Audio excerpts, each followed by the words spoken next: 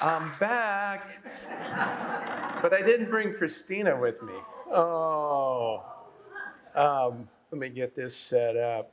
Yeah, when when my mom said, "Would you come back?" I'm like, "Yeah, sure. I'd love to come back and give a talk." And then I started thinking about the crowd in this room, and that's when I went, "Oh, good grief." They're going to expect something as entertaining as when my daughter plays for you in her regular kind of Thanksgiving treat. But you just get me, and I'm not going to sing. So there you go. So what I've put together for you today, I wanted to share with you a little bit of my journey, kind of just very quick version of that, and to point out a few key people along the way that were instrumental in the work that I do, but most importantly, to give you kind of a behind the scenes, or I'll pull back the curtain a little bit, so that you can see many of the details that go into making an animated feature film. When we make an animated feature compared to, say, a live action feature film, ours take like probably a minimum of 3 years. 3 years and probably close to 500 to 600 people that work on the movies. So I'll give you a little insight into how we put that all together. So as I mentioned, I'm going to start with some key people, and well, number one on that list is my mom. I wouldn't be here today, quite literally, if it weren't for her.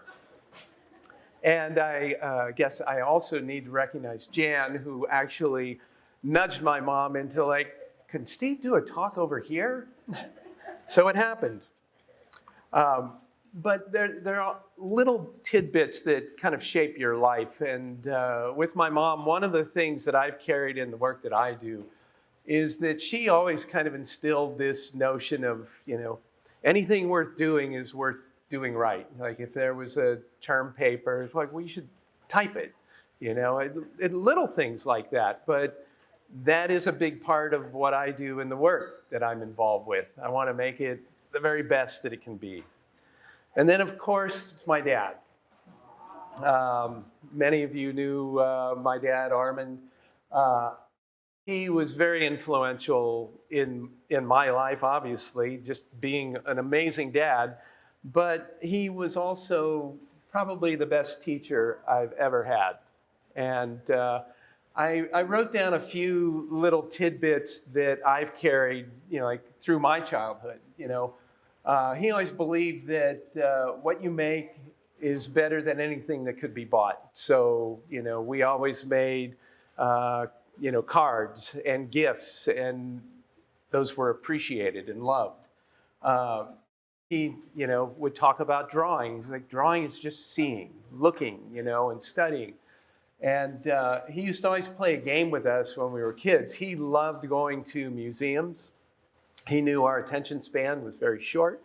So he would turn it into a game. We'd go into a gallery and he'd say, which piece would you, if you could bring it back and put in your bedroom, what piece of art would you take? And it got us to look more closely and to get excited about things, to begin to form opinions. And so that's one of the things that he shared. And then just his nature. Any of you who knew him, he was gregarious, he was friendly to anybody he met, and he was that way when he would collaborate and teach. And I feel like I try in the littlest way to carry that into the work that I do.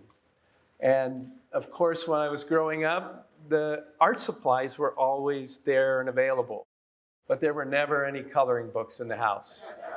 He believes it's like, you could draw something way better than what's in that coloring book. So we carried that with us. So I'm going to fast forward from me as a child a little further and share with you that sometimes the best start into things is, failure and disappointment. We've all had that. I had that. So I'll take you back to, this is my senior year. I went to Alter High School. When I was at Alter, your senior year, you're starting to think, what are what direction are you going to go? And I knew that I loved art. I didn't ever think that I would be a fine artist. That was not, didn't feel like a calling. But my real passion was playing golf. And so I had this lingering hope, if I keep practicing, you know, and I was accepted to Ohio State and went up there, and I thought, all right, I'm going to try out for the golf team. So I went to walk-on tryouts. I was certainly not recruited. And that was a time when they had a really good golf team. They were NCAA champs when I was there. Two of the guys that played on the team went on to be on the pro tour. And so the failure and disappointment was golf pro, nope, not going to happen. But it actually was a really good thing. It kind of threw me fully into the studies that I was beginning there at Ohio State. I was a design major, kind of graphic design. We called it visual communication design at Ohio State. That was a piece I created. That was a personal project. But I started to throw myself more into my studies, and golf became the thing that I would do for fun, and continues to be the thing I love doing for fun. And along the way during my program at Ohio State, I took an introduction to animation class. And the very first assignment was kind of like these images here where we drew on film and then we projected them. So I sat in a room with 10 or 12 other students, and I projected my film, and people laughed.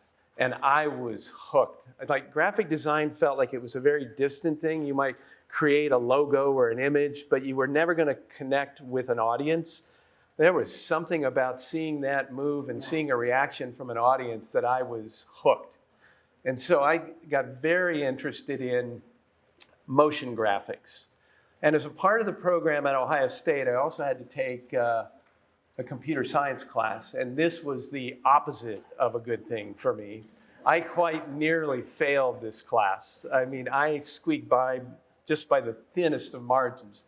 And back then, I literally, that class, I used punch cards. I mean, this shows how old I am and what was going on.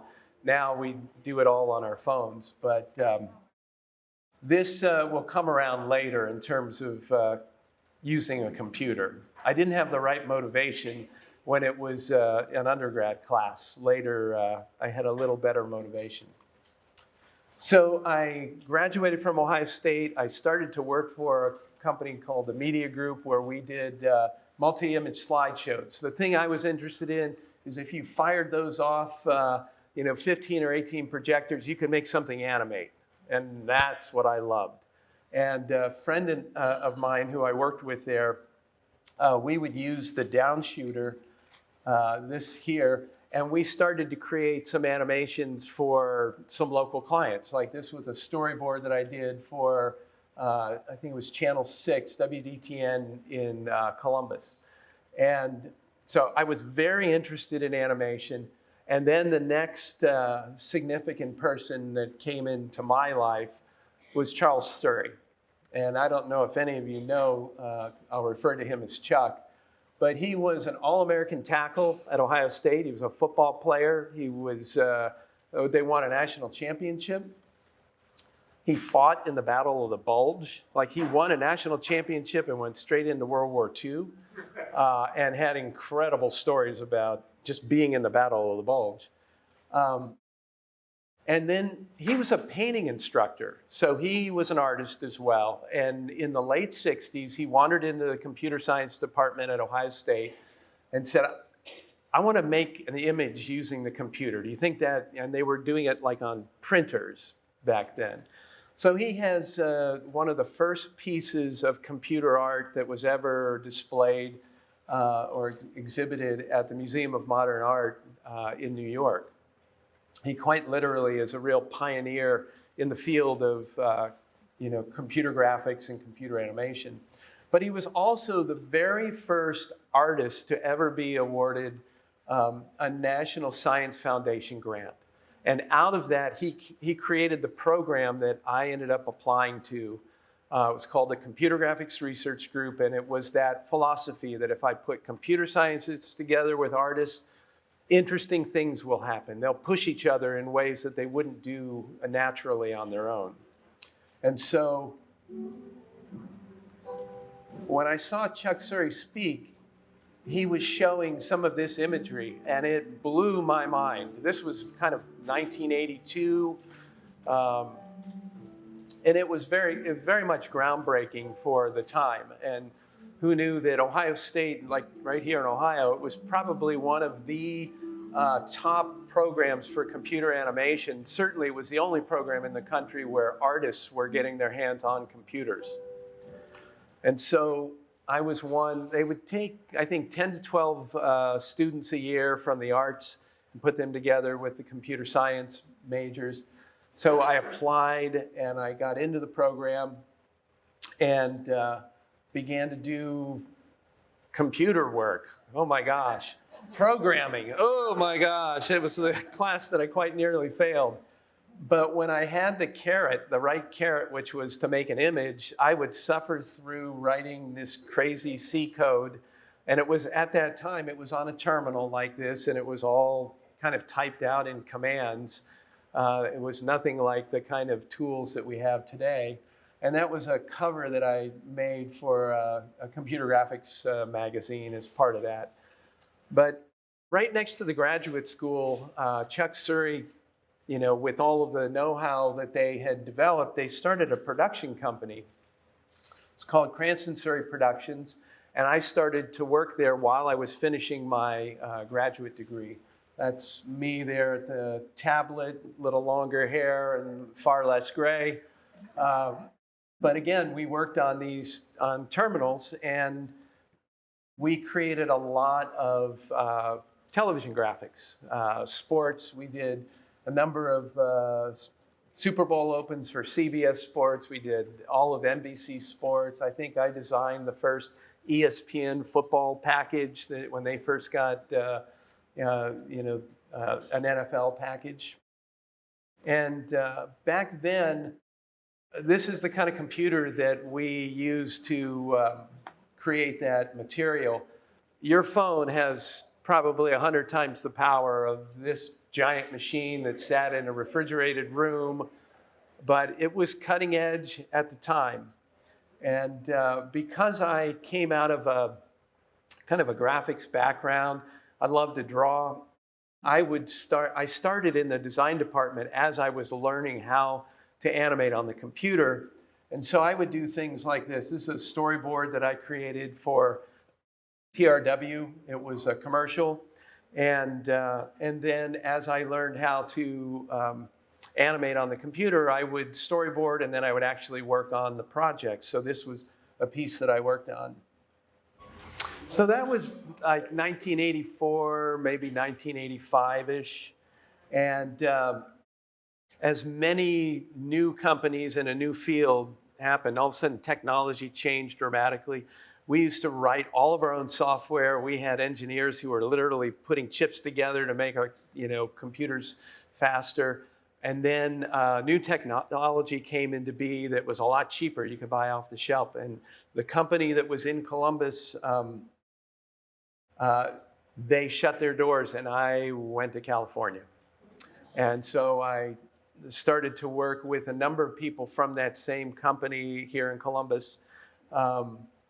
We started Metrolight Studios. And that's me back then hanging out at my desk in LA. And it was about this time that I started to migrate more toward art direction and design and directing. The work started to get more specialized. You really needed to be a great animator or somebody who was really good at lighting and I thought, my computer skills, probably back to that, to computer science class, that was not my strength. My strength was coming up with ideas and putting them down. And so while I was there, I directed this piece. It was a show open for a group that was National Geographic. It was the producer who did all of National Geographic, and he was starting a new program for ABC. And so we designed this open, and this is what it turned into. There you go. And then we were lucky enough to win an Emmy for that. So it was for the kind of show open category within the Television Academy. So we had a wonderful night cruising down Sunset Strip, holding an Emmy out the window. And one time you could walk into a restaurant and feel like, ooh, we're important tonight. So I'm going to fast forward. There were many years between here and around 2002, or 2001, when the next significant person in my experience was Chris Wedge. Now, Chris and I met at Ohio State. He was in the graduate program a year behind me. And so we got to know each other when we were in Columbus. And when he graduated, he went back to New York and he started a production company called Blue Sky Studios.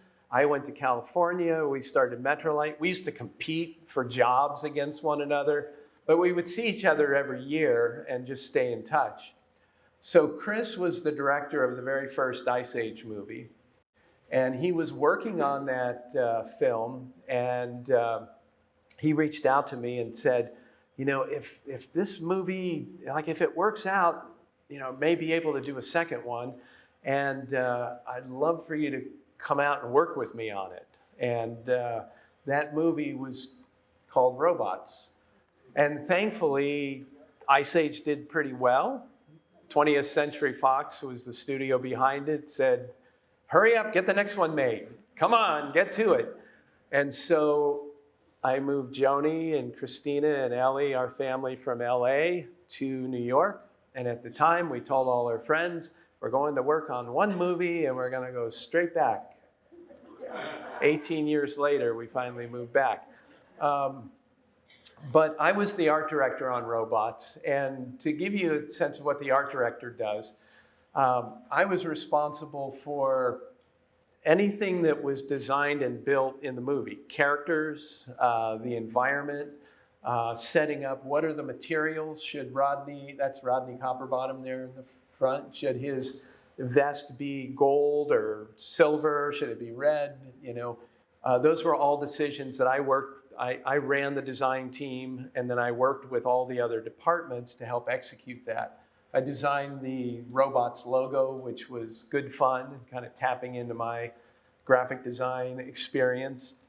And, you know, like this is an image from the film. So, you know, I would work with the lighting teams, like, well, I want a really bright light from this shiny, you know, this upgrade thing that's there on the left, shining on these characters' faces. And we wanted these characters to be rusty and rough and tumble. And I worked with Bill Joyce, who's an amazing children's book illustrator.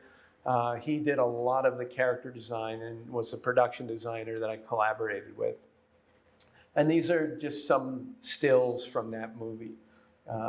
You know, so we literally had to create Robot City. So I created the logic for how would that city be laid out.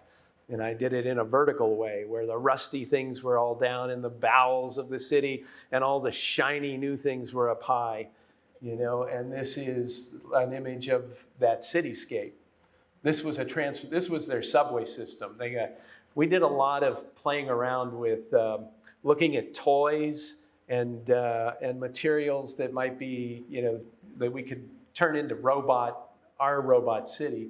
So this was like a subway system, but more like a pinball machine where you kind of launched it and you got into these little pods and you rolled. Anyway, it was one of the most fun experiences I've ever had in terms of creativity and designing, was working on this film.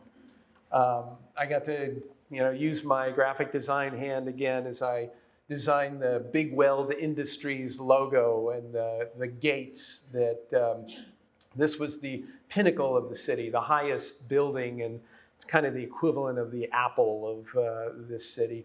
And this is our protagonist, Rodney, showing up at those giant gates. There it is, and they all moved and would open up for him. You know, so the whole journey, this is Joni and I at the premiere. I'll share one story on this that I certainly have carried into the work that I do now. And when I was working on the film, we're doing all of the design work, but the mantra in my head was constantly, oh, when this movie comes out, oh, when the movie comes out, when the audience sees the movie, that's going to be the big thing, you know. Here I am at the premiere, and like the next day, the movie was going to come out, and that was going to be the big thing.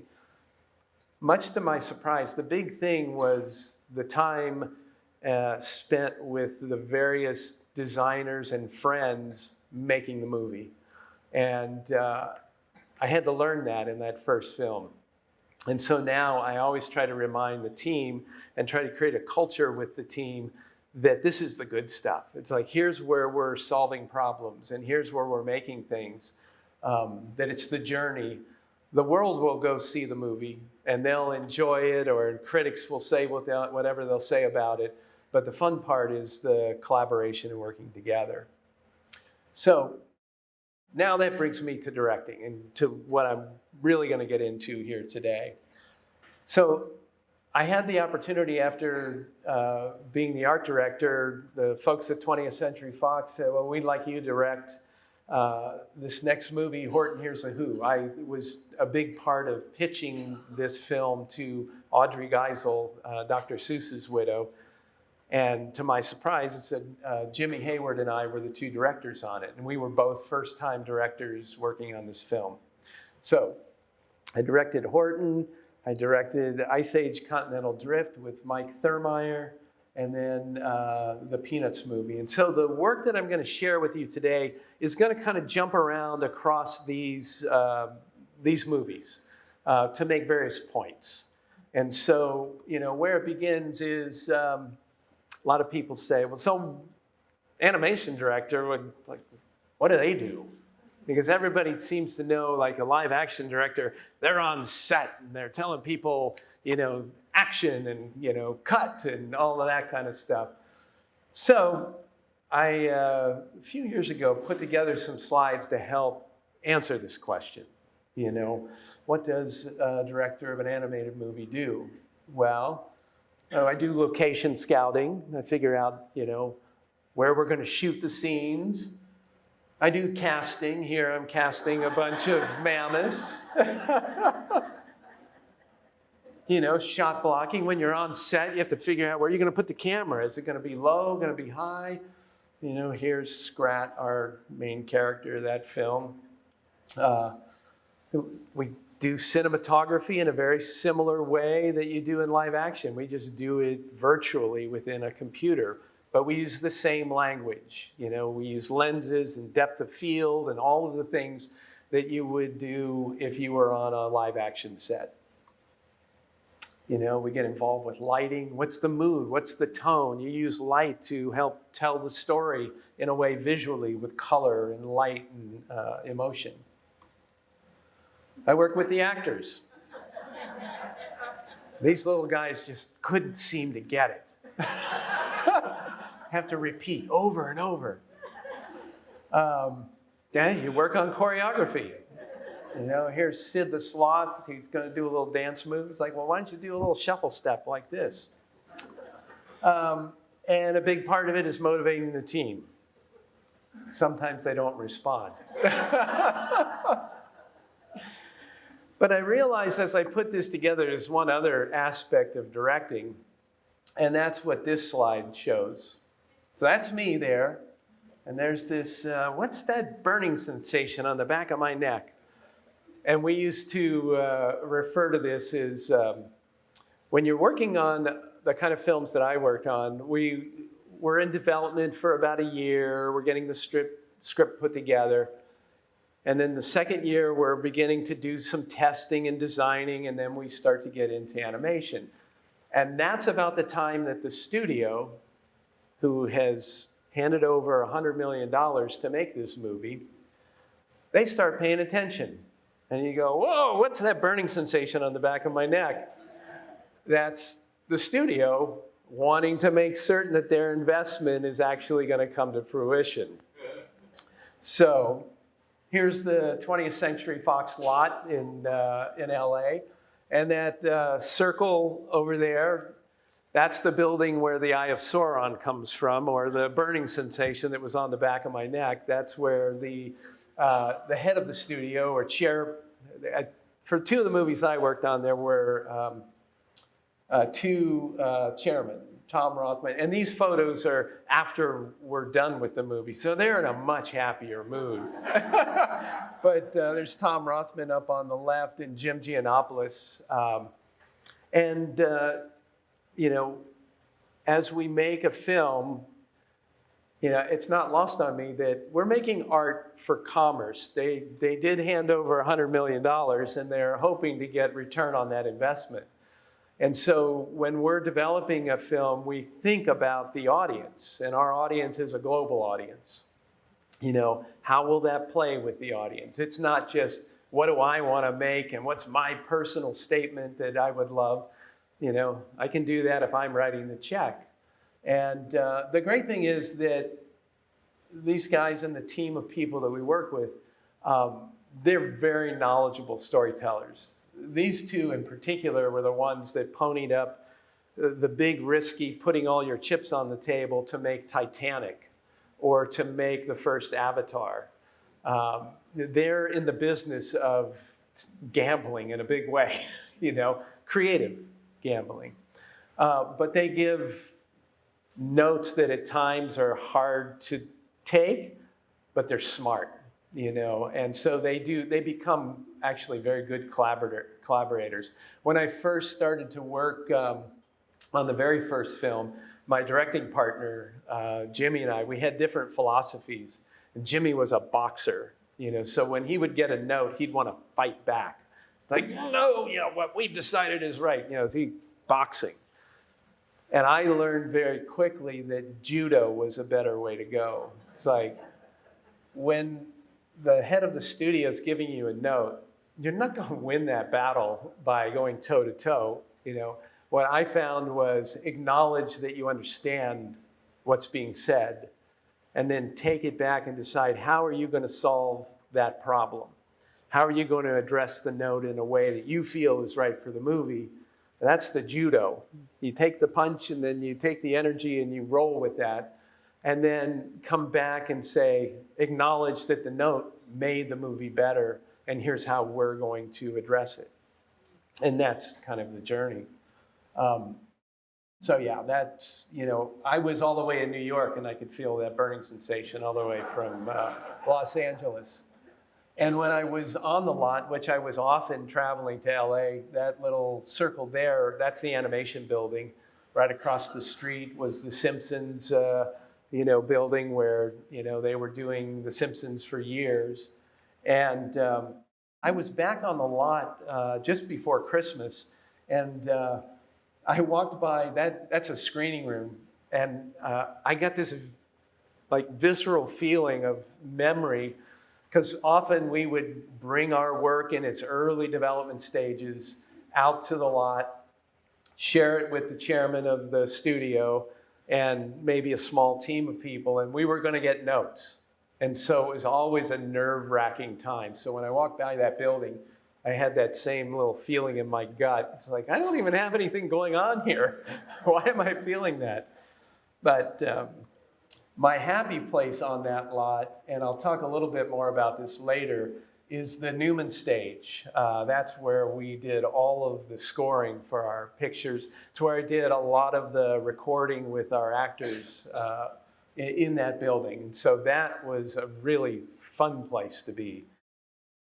And as I mentioned, you know, I'm here sharing with you the making of the various movies that I've been involved with, but it's a large group of people, and this was the Peanuts crew, and this wasn't even all of them. They weren't all there. You know, it really is, it's a team sport in a big way. And my job is to try to create a space where all of those creative individuals can lift the work that we do to a place that's higher than I can even imagine. And that's when it works out the best. So now what I'm going to do, I'm going to walk you through kind of the steps in the process of making, you know, an animated feature. And the first one is the script development. And here on the Peanuts movie, I worked with Craig Schultz and his son Brian. Craig is the son of Charles Schultz. We're sitting in the conference room there that's right next to the room where Sparky, I will often refer to Charles Schultz as Sparky.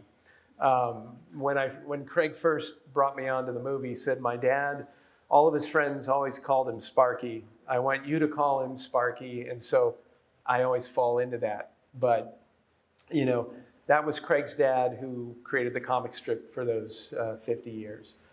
And so we had, you know, all of our meetings out there. And when I first worked with Craig, they had a script. And I know the animation process. The animation process is one where we continue to refine the script. We'll work on that script for 2 years. We'll be animating the last sequence, and we may be tuning a line. And I remember Craig walking in, it's like, yeah, we're almost done. Like, we were just starting the movie. And somebody asked him, so, well, so how's the script going? He's like, oh, we're like 98% done. And I about bit my tongue because I knew the journey we were going to be on.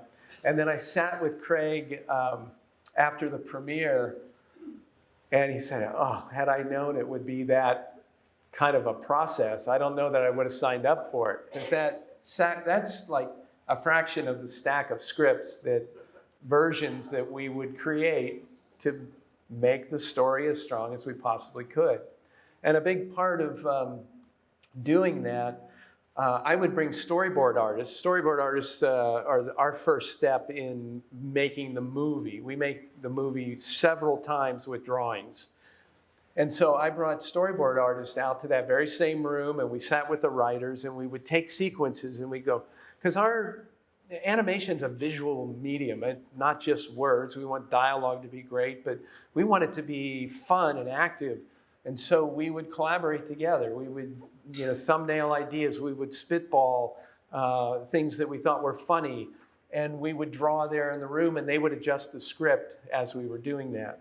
And that process turns into, I'll show you a little clip here of what the movie would look like in like the first year. This is just a little scene, but you can tell that they're actual dialogue and a little bit of temp music, but they're all drawings.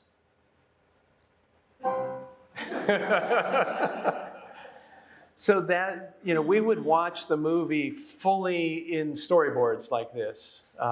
And we as a team at Blue Sky would be that first test audience. We would react to it. Is it funny enough? Is the pacing right? Are we understanding the story? And it wasn't until we felt that the story was strong enough in this form that we would actually start to get into the animation process. So while we were doing that kind of work, I'm also working with the design team on the character designs.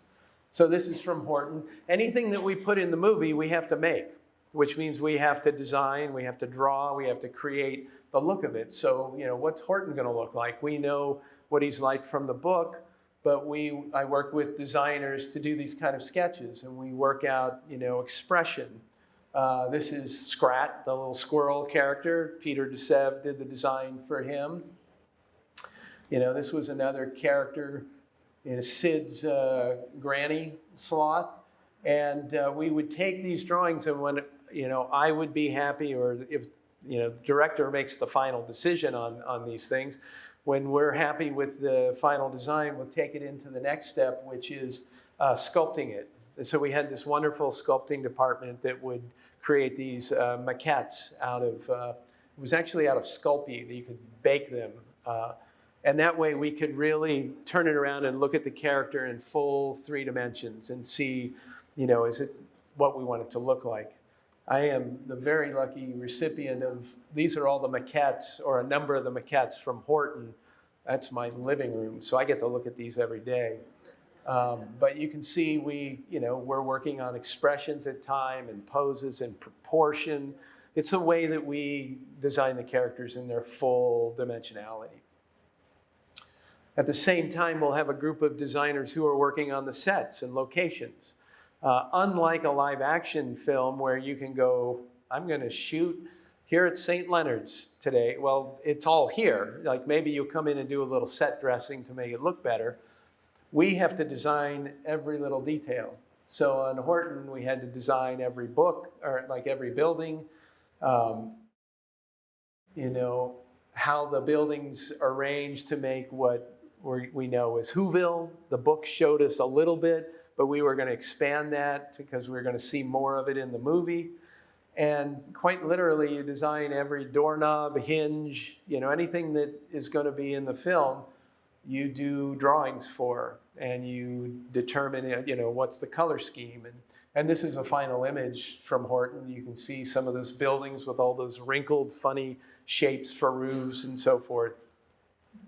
And then there's another whole team of people within the design department that work on color design. And color design at the very beginning of the film, this is where I work very closely with the art director and team to create paintings that say, this is what we want the movie to look like. So we can, and at this point, we haven't done anything in the computer. We're just doing paintings.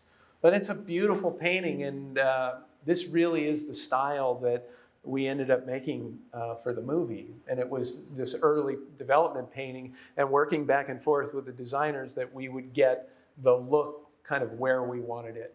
You know, here's an image of Snoopy in his imagination up flying with the Red Baron. And then another image of, you know, Charlie Brown. And, you know, what I wanted to do with the Peanuts movies, I wanted the characters to look like we always knew them to be, but I wanted to use light and in a light and an environment.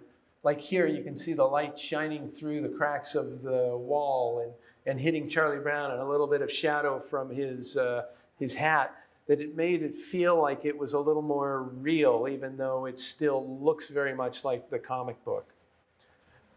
That same team, for every object in the movie, we do what are called color callouts. So, you know, what's the texture of Charlie Brown's jacket? And what's its color? What's the material on his hat?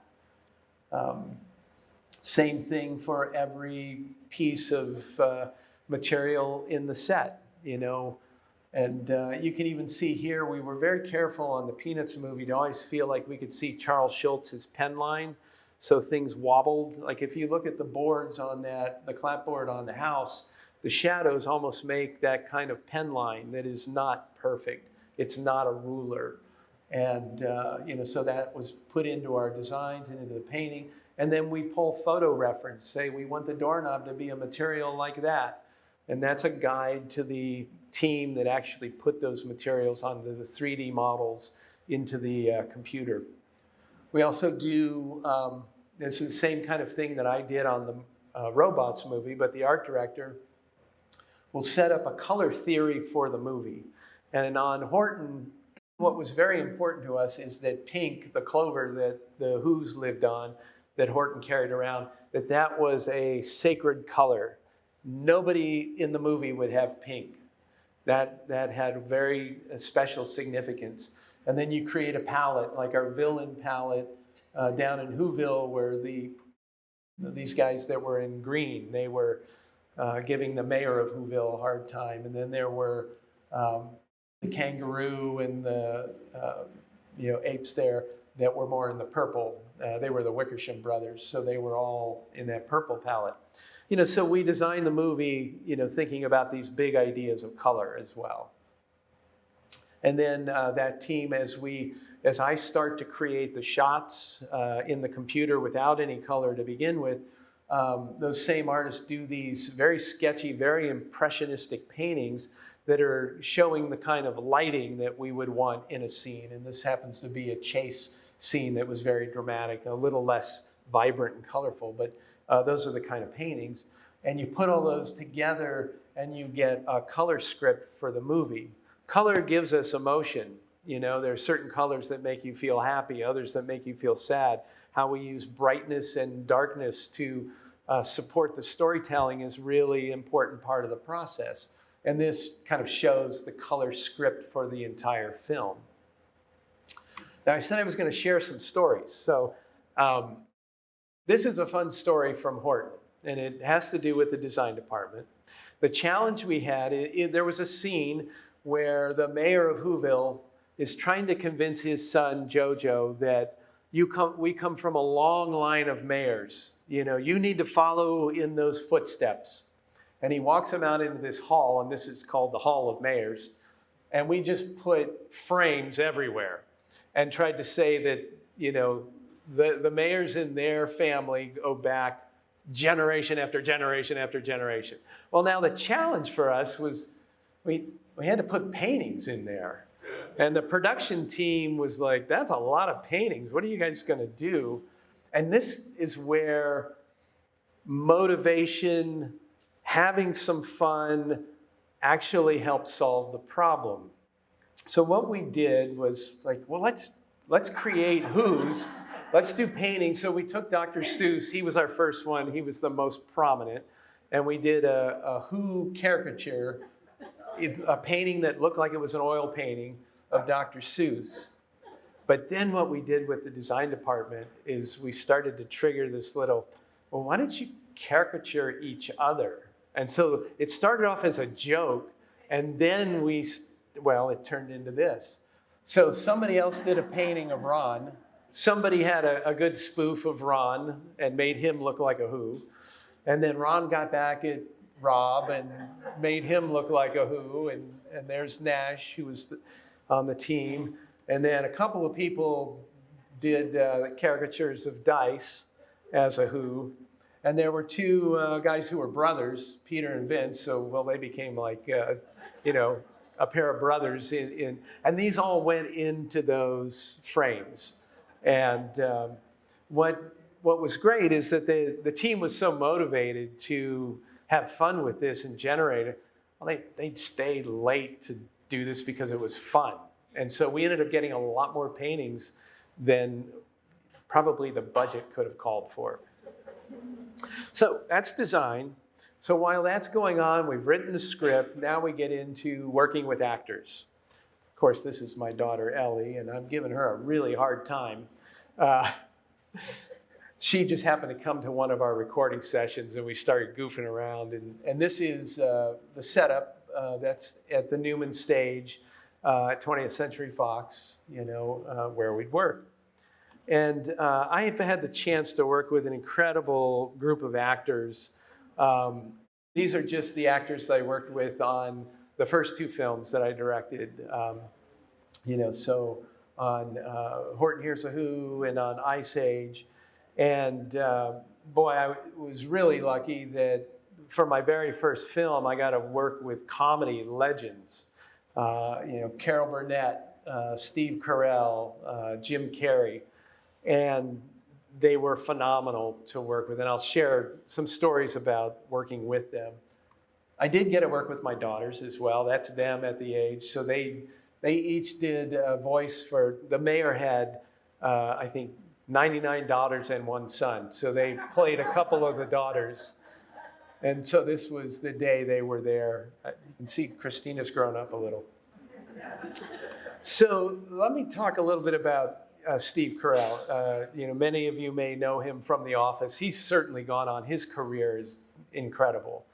And when I was working with him, The Office was kind of in its heyday, and his stock was really rising. But the most humble guy, he'd be a great friend. Of all the people I've worked with, it's like, I just love to hang out with him. I think my wife, Joni, plays tennis with his wife. They compete, often. But what you have to remember, when we're recording the actors, at that time, we have animated nothing. They are the roadmap for performance. So a big part of what I have to do when I'm working with the actors is try to paint a picture for them. Like, here's what the scene is going to be like. And sometimes I'll show them artwork, drawings or a painting. But a lot of it is us using our imagination, looking at the script and trying to put yourself into that space. And what Steve was incredible at, he brings such humanity to his characters. And it's little things. It's a pause. It's a hesitation. It's I'm trying to find a feeling, and then he delivers the line. And all of a sudden, the character comes to life. And so he was wonderful to work with. And he played the mayor of Whoville. And then for Horton, I got to work with Jim Carrey. And for those who are less if you're not familiar, he's done many, many movies. And Jim certainly at this time was, he was at the height. Like he was one of the biggest box office stars around. And he is an incredible improvisational comedic actor. So what we would do whenever we recorded with Jim, and he's a very studied actor. You know, a lot of people talk about Robin Williams, and we had Robin Williams in the Robots movie, and he is very much just like on the spot. He just takes off and goes. Jim is a very studied comedic actor. He wanted the pages, you know, days in advance so he could really read and understand what the scenes were about, because he believed that out of the understanding of the story comes comedy that is going to be stronger. So whenever Jim came in and we worked with him in the studio, we would take the first hour of the session and we wouldn't record anything. We would just riff on the material. And Jim's a very physical actor. He's like, oh, we can do this. And he's up and he's moving. And so what I would do, I always carried a sketchbook with me. And so I would sit there and quickly sketch, like he's doing a pose. I was like, I have to capture this, you know? And so I would, you know, do these little doodles in my sketchbook that kind of came from the things that he was doing physically there, or something we were pitching, or something that was coming together. And out of those sessions, there were many ideas that went into the film that were never in the script. And it just came out of us. Like we had this moment in the film where Horton's carrying around the clover and the mayor is down in Whoville, and we thought there's gonna be, he needs to do something where he bumps it and there's gonna be like an earthquake in Whoville. And we're like, we don't know, where should the mayor be? And Jim's eyes lit up and he's like, oh, it could be this, it could be, oh, he should be at the dentist's office. And they should be like almost giving him a shot of Novocaine. And that's what ended up in the movie. So then, and we shot it in a way that where the needle's coming right at the camera and he's like, ah. And then the shake happens and he jams a needle into his arm and the mayor goes running out, you know, with his arms all floppy and because he's got no feeling. But anyway, that happened because of the way that we worked with Jim Carrey in the room. And we always had a writer in the room as well, because who knew what magic might come? And like, quickly, let's get it into the script. And then there was the sour kangaroo, who was played by the least sour person in the world, Carol Burnett. Now, I have to tell you a story about Carol Burnett. She is at the very, very top of my list in terms of the people that I've worked with. Whenever we would record, we would often record for a bit and then we would take a break and do, 10 minutes while they were swapping tapes or what have you. And Carol would, share stories of, Tim Conway and Harvey Korman and the Carol Burnett show, which I was just like eating up. And I shared that with my daughter, Ellie, who loves comedy. She, at the time, was like in middle school. And so she started watching all the Carol Burnett shows. So we get to the end of the movie, and the movie's about to come out. And as a thank you, I did a drawing of the kangaroo, and I sent that to Carol.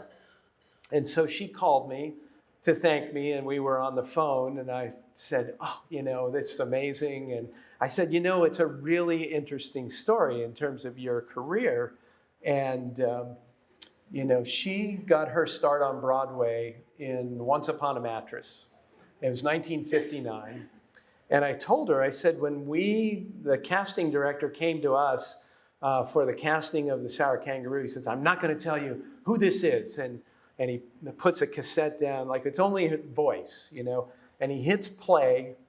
And I'm like, I know exactly who that is, and I know the show because it was Carol Burnett playing Queen Agravain in Once Upon a Mattress in a production that Disney put on. It was a film that she was a part of.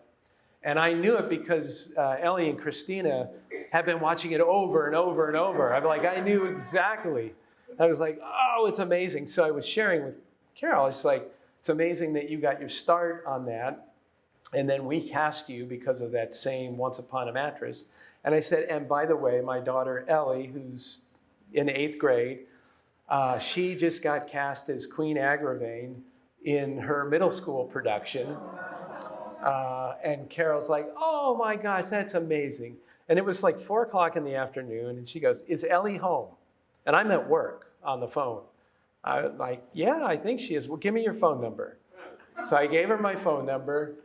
She calls the house. Joni picks up the phone. Hi, Joni, this is Carol. Is Ellie there? This is Carol Burnett.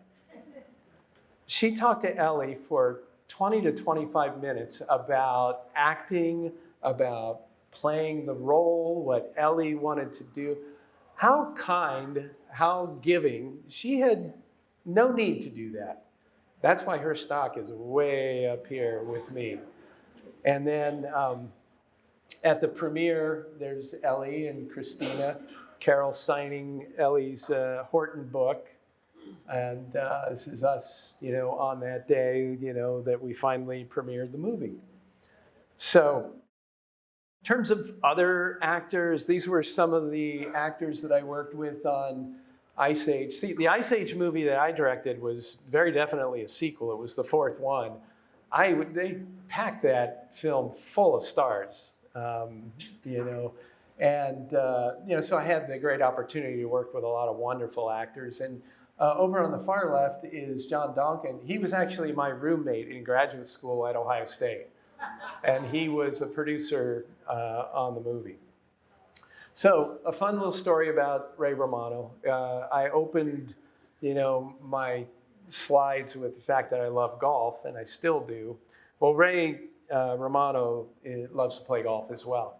So whenever we recorded, we would always put a little putting mat down, and we'd have a couple of putters and a couple of balls in the studio, and we would play little putting games while we were waiting for them to swipe out the tapes and put the new ones in there. And I would just pick his brain on all the wonderful pro-am events that he got to play in, Pebble Beach and whatnot. So he was great fun and just a natural in terms of, he played the main character in Ice Age. He plays Manny. And then I want to tell you a story about working with Peter Dinklage. So Peter was just working on Game of Thrones when we cast him on our movie. He went on to win, I think, 3 or 4 Emmys, Golden Globe for his work on Game of Thrones. And Peter, the short, the smallest in stature of our actors, had the biggest voice and the biggest role. He played the villain in the movie, Captain Gut. And I want to share a couple of stories and a couple of things that I learned working with Peter, because when we cast Peter, we had another actor in the role that we recorded with 2 or 3 times, and we found that the voice was just not big enough. And so that was another challenging thing as a director, to have to call an actor and say, we're going another direction. That's the no fun part of the job. But we hired Peter to play the role, and I really believed he would be great. But you remember that Eye of Sauron and those people from the studio? Well, now their hands are wringing. They're nervous. We've done some of our recording already. We've spent some of that budget on an actor that we're not doing, and now time's running short, and Peter really needs to hit it. So our first recording session, a lot of people are there in the booth. And the way that it's set up traditionally is that if there were a glass wall here, this would be the engineering room, and other people would be in there watching.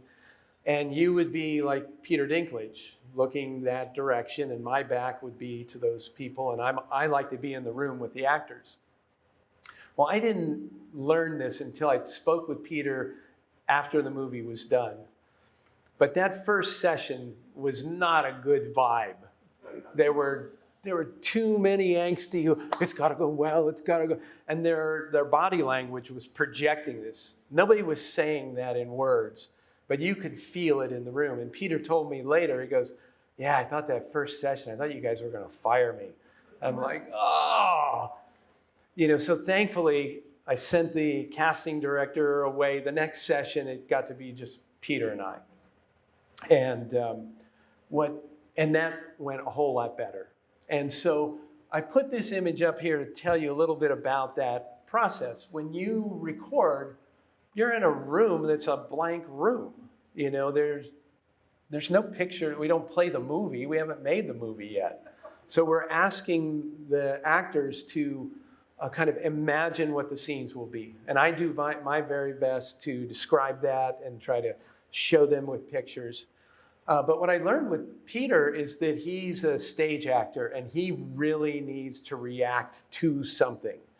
And so what we found that really worked well for us is that I would be on that stand there where the mic is where Peter would be. It would probably be pushed down a little lower. But I encouraged him to physically come at me, so I would deliver lines against him. I would play Ray Romano's role, and I'm just giving him lines to play against. But what we found worked really well for him was that he physically needed to embody that character. And he told me through the process of working, he goes, I normally really feel my role when I put on the costume and I walk onto a set and I really feel the space. So we had to get to a place where we could create that feeling together. And so a lot of what a director does in an animated film is try to create an environment where artists can do their very best work. And that's part of what we were doing there. So I would show him images of his character. That was a sculpture of it. I'd say, here's the ship you're coming in on. It's this giant iceberg that looks really nasty. And we got to a place where, we could record. And I've got a couple of clips here that, this first one is a rough animation, but with his voice. So that was the kind of heft that we were going for. And here's another little clip of him. This is more fully rendered. So anyway, nice and dramatic. So from that, I went to working with all kids on the Peanuts movie. So this is the full cast of characters from the Peanuts movie. And fun little side note is that Noah Schnapp, who played Charlie Brown, it was the very first role he ever did. He became a huge star in the series Stranger Things. When I was working with him at the very end, he's like, yeah, I'm shooting this little thing in Atlanta. Who knew? It was a little thing that went on for many, many years later.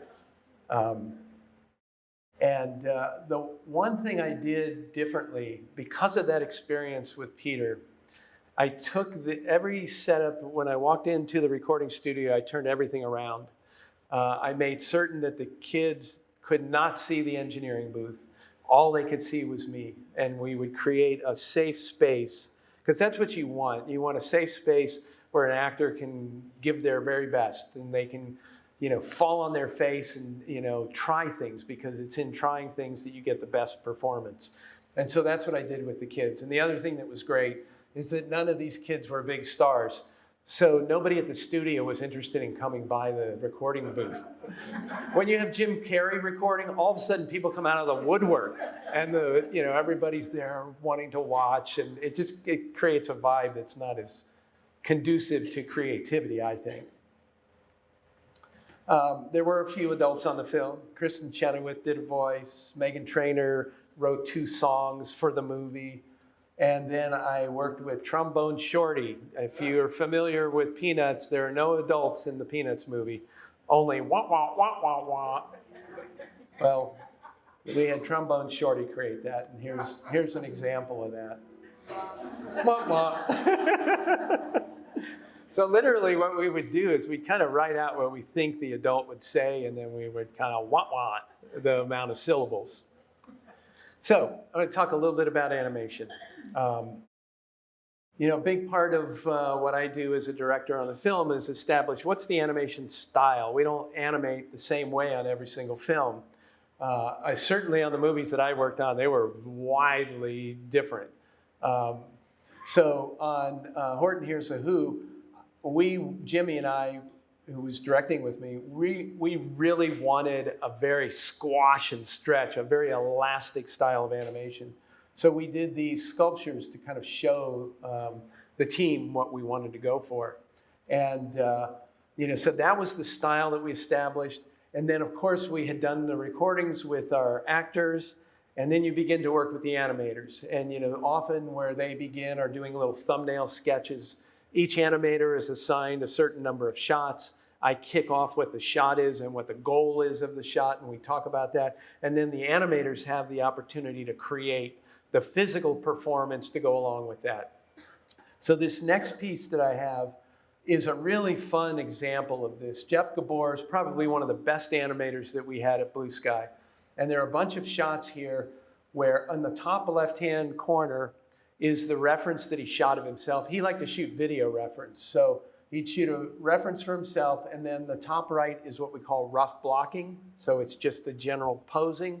The bottom left is kind of the final animation without all the color and lighting, and then the bottom right is the final color and lighting. And in here you'll see clips of the mayor and Horton the elephant and Carol Burnett's sour kangaroo. That's the real fun of the work, is working with the animation team.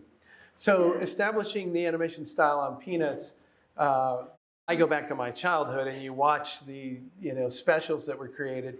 They were done for TV, so they were animated on what we call on twos, so just 12 frames of 12 drawings for 24 frames that make a second. So they're simpler, and but they're really charming.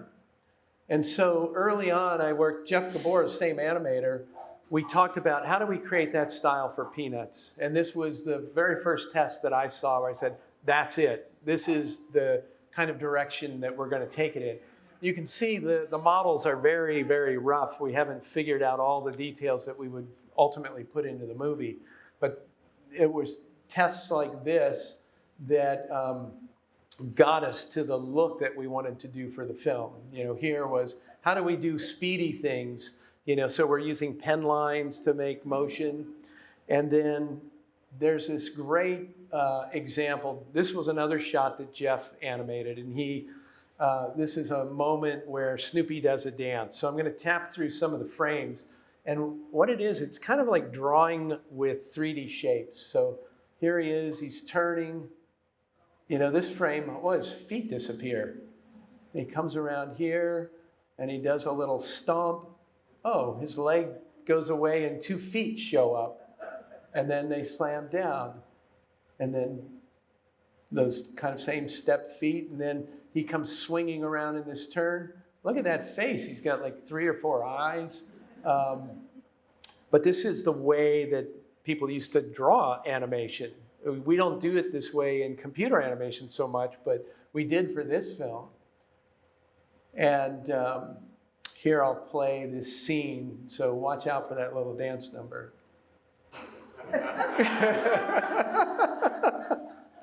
Oh, Charlie Brown never learns. All right, so what I'm going to do with this last kind of scene here, I'm going to walk you through kind of all those steps put together. This is from Ice Age. Ice Age was a totally different style. My approach, Mike and I, we wanted this to feel big and epic, a big adventure, so a lot more scope. Peanuts is very small and neighborhood-like. This wanted to be, like a big action movie at times. And this particular scene is showing that off. So this was a moment where Manny is separated from his family. An iceberg cleaves off, and he's sent out to sea. So as we mentioned, we start with story. We do storyboards of it. You can see the drawings are really rough and really loose, but that's the storyboard. So as we're doing that, the designers come in, they begin to do really rough concepts. What are the pieces of ice going to look like? What's the environment? Are there trees? So we do sketches. Then we start to block out the camera. Every shot is something where we're deciding what lens to use. Do we shoot it from down low, up high? How are we going to convey that action? And this next clip that I'm going to play is that camera work. So what you'll see is Manny. He looks like he's got holes in his body, and he's not animated very well, but it's how we block the shot for camera. So then we go into final design where they really detail out every little object that needs to be made. We do the final polish on the camera. And during that camera stage, we were moving those big objects around, those big pieces of land. And then the animators start to get their shots. Well, it was in and about this time, and it's about the same time that I was kicking off this work to the effects team, that I was looking at it and going, something's not quite right. Do we have any science teachers in the room? I know we do. I know, Dan. This is a case where all the things that you kind of carry, for me it was physics class at Alter my senior year. I did my best doodles in that class, but I loved physics because I could get it. It was about the way things work. And what we do in the making of these movies is we're creating the illusion of life. We're just moving objects around in a computer, but I need you to believe that that thing is real. So the science teacher, Uncle Dan, would have seen this probably way back when it was in storyboards, that as we moved these big hunks of land, that they didn't seem right. And so when you work with the effects team, that's a group that has a lot more, those were the really good people in science. They are more technical. And so I started to work with them and said, I don't think this is looking right. And one of the guys said, well, here, I'll put a tracker on everything that's moving and I'll give you a readout for the speed. So this was that test. This is the way those shapes were moving. And those numbers that are flittering around there are the kind of miles per hour of that thing moving. And what did we discover? This big piece of land is moving at 322 miles per hour. Like, well, I don't know this equation. Dan probably knows it. But terminal velocity is only 120 miles an hour. That's as fast as something can move, against gravity and the forces of, wind and whatnot. A peregrine falcon in the deepest dive with energy is 200 miles an hour.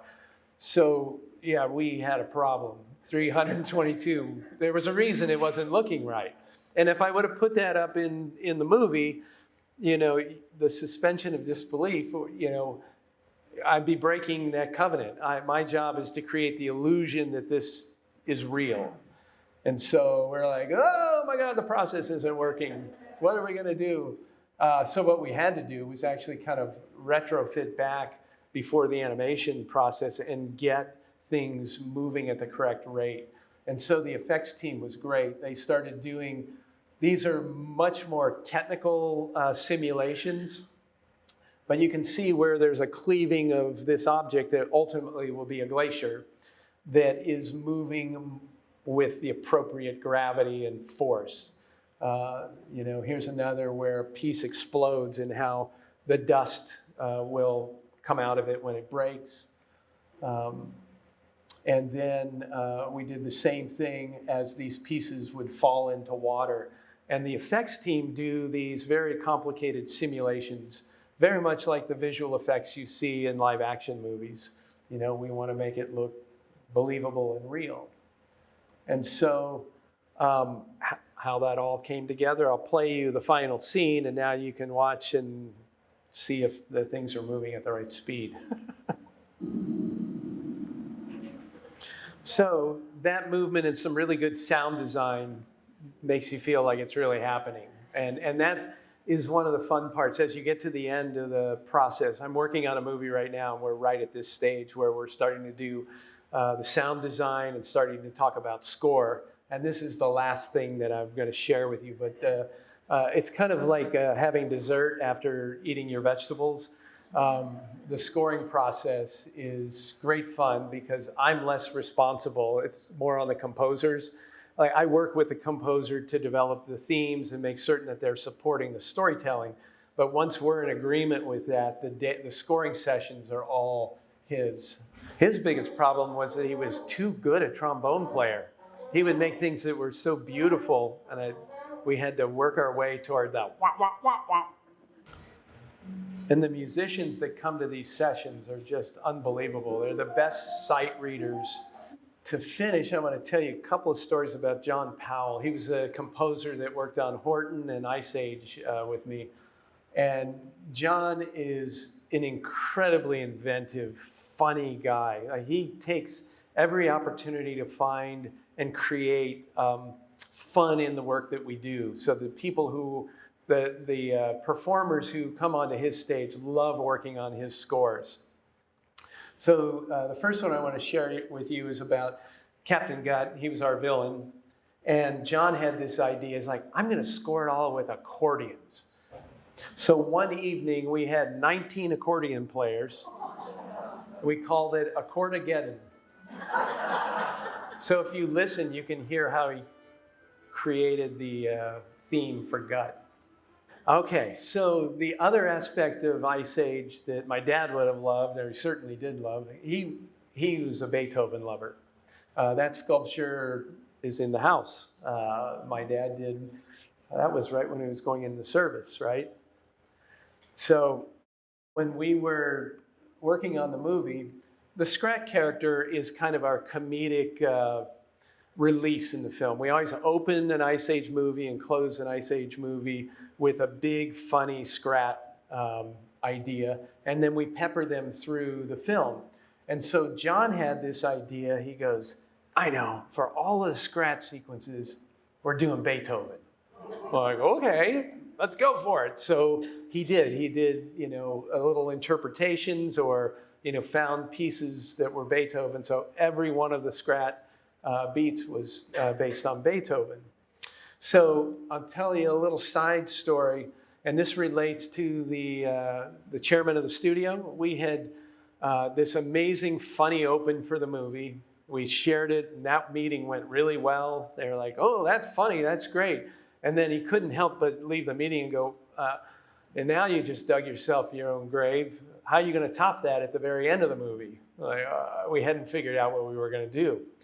And this is a story about staying open to ideas wherever they come from.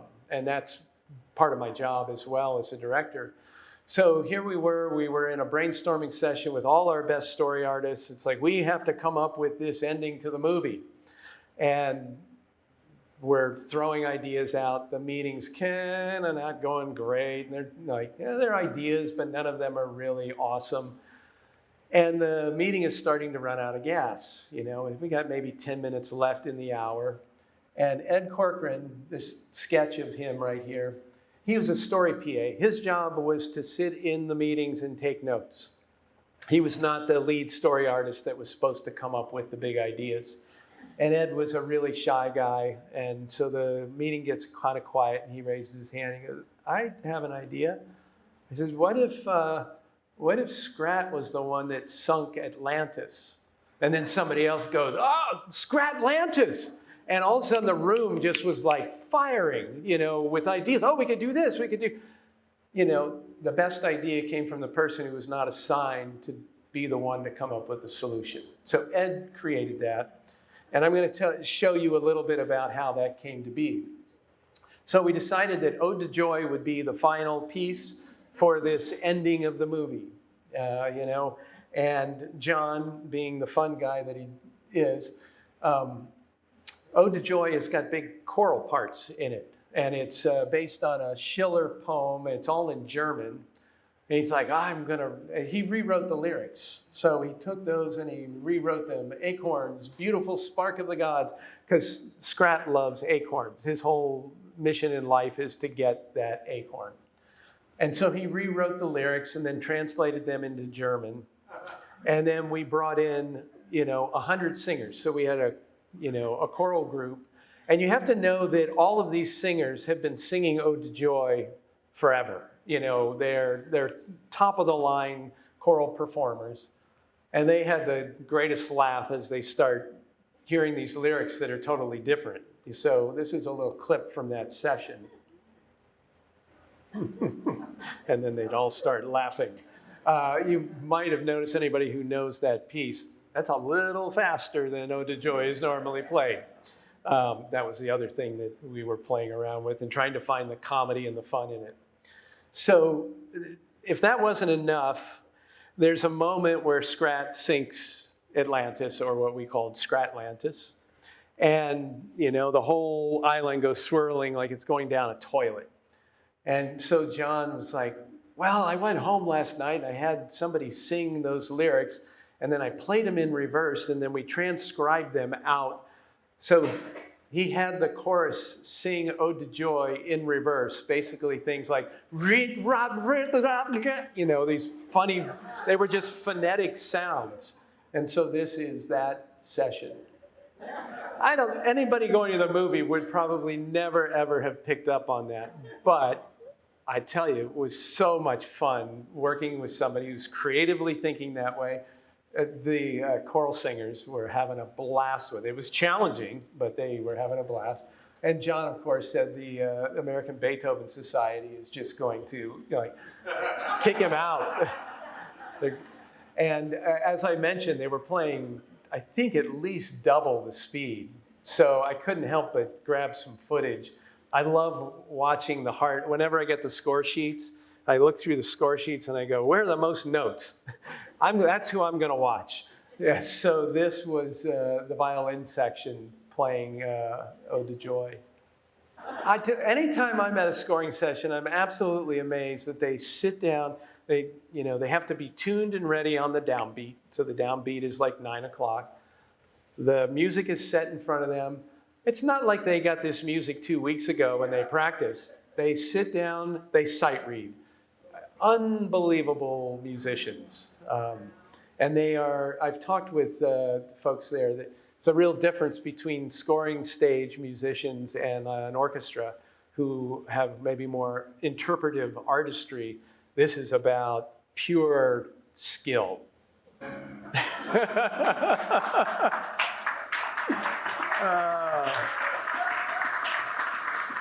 So maybe that's a good place to end. I'm happy to answer any questions that you have. Did you have as much fun as you talked about? Absolutely. Yeah. I mean, directing comes with some pressures. So there are times where you're under a lot of pressure to get it right. But there's a lot of good fun, and it's fun for me to share because now I'm looking back on, some of those times we had. Yeah.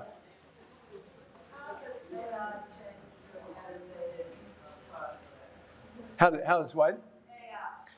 To date, like I'm working on another Peanuts movie right now. We're almost done.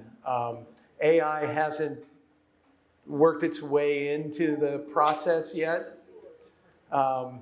What's really hard for me is that I work in computer animation, and computer animation was a way to do animation differently than hand drawing. And what's nice now is I think there's still a mix of hand-drawn animation along with computer animation. So, I had to embrace technology, and so I find myself very conflicted because it's a new technology, but I don't like the idea that now, somebody showed me something just like a week ago where they talked into it wasn't ChatGPT, but it was an AI engine. It's like, I want to do an animated scene with my dog and put a photograph in there. And it ended up rendering something that didn't look a whole lot different than what we were doing. I was like, well, that's scary. I don't know, I do believe, though, that there are story, AI will never be able to crack story. It will repeat things that have been done before. I think AI is just basically a regurgitation machine. So the thing that clearly people in the creative fields are nervous about are what are the sources that are feeding AI and where are they coming from, and are they, things that are being taken from other people's work. But so far I've not seen in my work AI affecting it. I think everybody in our industry knows that it's a big looming shadow out there. And the thing that I'm most worried about is for young people who the entry-level jobs are often the ones that are more rudimentary. They're the kind of jobs that AI can handle. The problem is that for me to get to where I was working, I had to get started somewhere and watch somebody else doing it better than me, and be able to observe and learn. So the thing I'm most worried about are young people getting that chance to be in the room, to hear and learn and grow, and then get to the place where they're doing, the bigger jobs in the studio. So that's what I see. Yeah. Couple things. First of all, I want to commend you on your dedication to sticking with the laws of physics. It seems like kind of an inside joke in a way. I mean, I don't know how many people would actually, be sensitive to that, but I think that it's a good thing that it happens. But my bigger question is, if you had an unlimited budget and staff, what would be your personal project? Well, there was a project that I was developing after Peanuts. I was very interested in doing a musical, and I was working with Pasek and Paul, who wrote Dear Evan Hansen. The Greatest Showman was a movie that they did. So I was working on a project that was in that zone of what I really wanted to do. Disney bought Fox. Ultimately, our project that was greenlit was heading toward production. I had 2 songs fully done, ended up getting put on hold, and then ultimately Blue Sky was closed. Disney closed the studio altogether. I had moved to LA. I could kind of see the writing on the wall and moved to LA. But if you had all the money in the world, the one thing I will say, I had a chance to work with Terry Gilliam early in my career on an interactive project, but I was in his studio with him for like a week, and we were archiving all of his artwork from doing the TV show. And he was telling me about directing. And I don't know that I would want all the money in the world. His belief was, and I believe this, that when you have a box, when you have constraints, creativity blossoms more. And I tell this to a lot of the artists on our team, because anytime anybody says, well, if he just had a bigger budget, Terry Gilliam, as he did he made Brazil, which is an incredible film, on a shoestring of a budget. And he always felt that where there are constraints, that's an engine for creativity. You look at when they did Monty Python and the Holy Grail, they couldn't afford horses. They just didn't have money. So they came up with coconuts. And it's funny, it's creative, it's inventive. So as much as I would love all the money in the world, I think I wouldn't want that creatively. Yeah. Well, thank you.